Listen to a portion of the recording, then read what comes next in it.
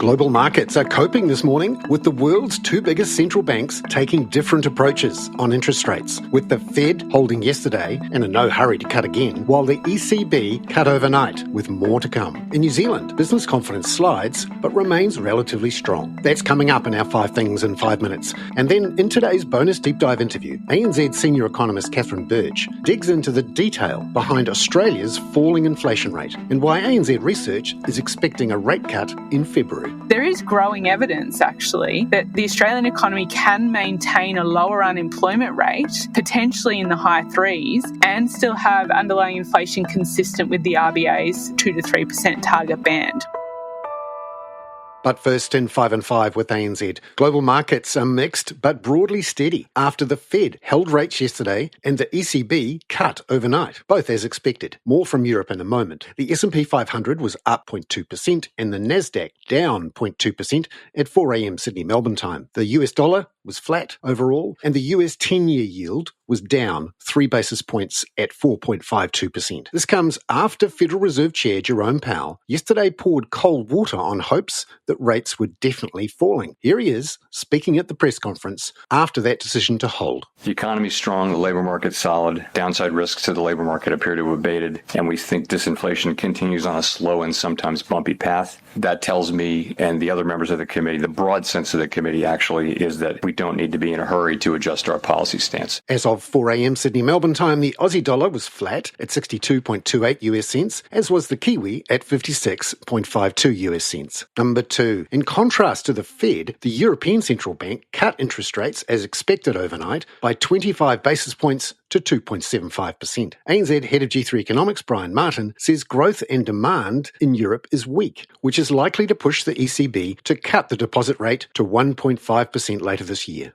It was clear from President Lagarde's press conference that the bias to interest rates remains down, and indeed we are forecasting another 125 basis points of cuts from the ECB this year. President Lagarde acknowledged that growth in the euro area is weak and that weak growth is providing downside risks, not just for the economy but also to inflation. Number 3. ANZ's Business Outlook survey for New Zealand showed confidence dropped 8 points in January as cost and wage expectations lifted. But ANZ economist Henry Russell says the dip followed a surge in the fourth quarter of last year. And at 54, headline confidence is still very high. It's not particularly surprising to see a pullback as we're moving further away from the economy's turning point, and that's given firms a chance to reassess how long it might take to get back to a new normal. Interest rates will lead to a recovery in activity, and we are seeing signs of that across economic indicators broadly, but it won't be instant, and there was potentially a reality check for businesses coming back into the new year. Number 4. Philippines GDP grew 5.2% in the fourth quarter of 2024, which was below consensus expectations for 5.5%. ANZ economist Arindam Chakraborty says private consumption, which accounts for 73% of GDP, grew at 4.7%, which was lower than in the third quarter because of weakness in household spending.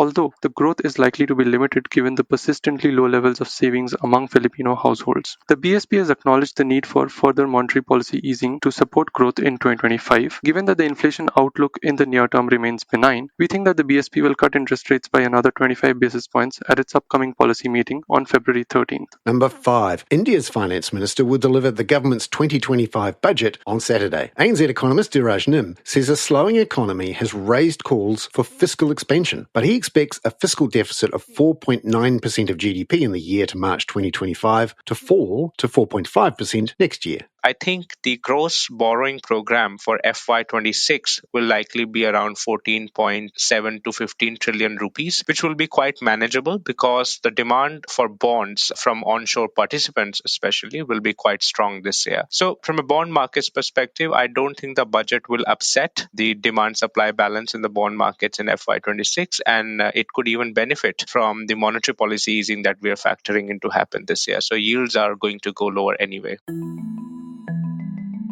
Birch there. Now, in today's deep dive interview, ANZ senior economist Birch analyses Australia's falling inflation and what was in the data to give the Reserve Bank of Australia the green light to start cutting interest rates next month. We did see headline inflation fall to 2.4% over the year. So that's around the middle of the RBA's target band, which sounds great. But if we look at the details, a lot of that downward pressure on headline inflation has come from cost of living relief measures. So the electricity rebate, or electricity, for example, has taken 0.6 percentage points off annual headline inflation because of those rebates from the federal and state governments. We've also seen things like public transport fares decline, other services with respect to motor vehicles fall because of some of the Queensland cost of living relief measures, and rent also a little bit lower as well, with the larger than usual Commonwealth rent assistance increase in September. So the RBA is likely to look through that impact on headline inflation because these are temporary effects. But the positive there is that because there are some expenditure classes where the price changes are linked with inflation, that lower headline inflation could bring down some of those, or bring down inflation in some of those classes in future. But the much more important, I think, measure of inflation, particularly at the moment, is trimmed mean inflation. So this measure removes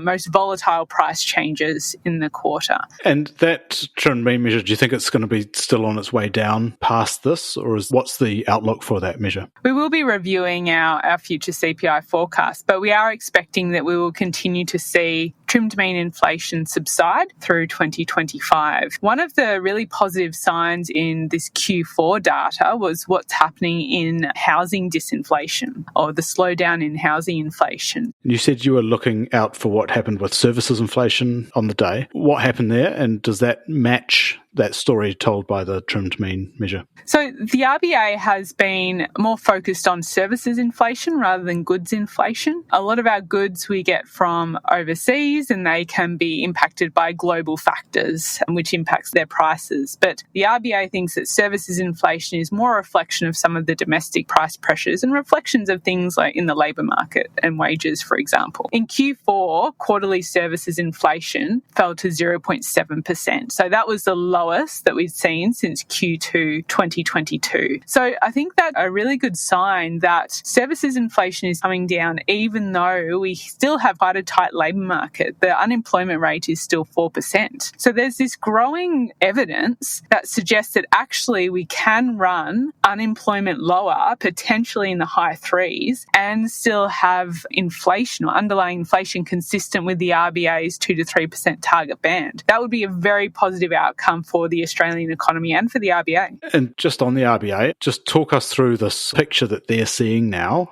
We've had the labour market figures, we've had the inflation figures, and they've got this decision in February. We're expecting that the RBA will cut the cash rate by 25 basis points in February. And a big reason for that is the Q4 inflation coming in below their expectations. So it looks like underlying inflation may be coming back towards their target band more quickly than the RBA was previously expecting. So that's a really good sign. I guess on the other hand, they'll also be considering this ongoing tightness in the labour market, with the unemployment rate still at 4% in December. Now, on the RBA's latest published estimates, or publicly available estimates, they think that NAIRU, or the non-accelerating inflation rate of unemployment, is close to 4.5%. Now, what I mean by that is that the unemployment rate that we can maintain, that will also mean that inflation is consistent with the RBA's 2 to 3% target band. Now, that might be a bit of a sticking point if they're still worried about some of the upside risks to inflation from the tightness in the labour market. But there is growing evidence, actually, that the Australian economy can maintain a lower unemployment rate, potentially in the high threes, and still have underlying inflation consistent with the RBA's 2 to 3% target band, which would be a really positive outcome for the Australian economy and for the RBA. Catherine Birch there, talking to my colleague Alex Tarrant. I'm Bernard Hickey. That was 5 and 5 with ANZ for Friday, January the 31st. Catch you next week with what tonight's PCE inflation data could mean for US interest rates.